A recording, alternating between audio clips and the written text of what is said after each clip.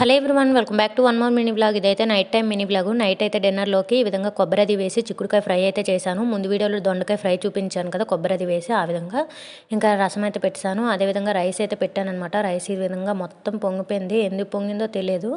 మొత్తం అసలు ఆ విజిల్ ఎంత అంటే ఆఫ్ చేయడానికి ఇలా ప్రెస్ చేసినా సరే మీదకి వచ్చేస్తుంది అనమాట. అలా మొత్తం పొంగిపోయింది రైస్ అంతా అని.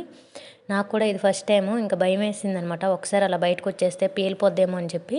ఇంకా తర్వాత రైస్ వరకు మొత్తం తీసేసి క్లీన్ చేశాను. నైట్ డిన్నర్ అది అయ్యాక మిగతాది మొత్తం క్లీన్ చేద్దామని చెప్పి. ఇంకా మా రాకీని పక్కన పెట్టుకొని వేరే వైపు చూసి రాకీ రాకీ అంటే ఎలా రియాక్ట్ అవుతుందో ఇప్పుడు చూపిస్తాము, చూసేయండి.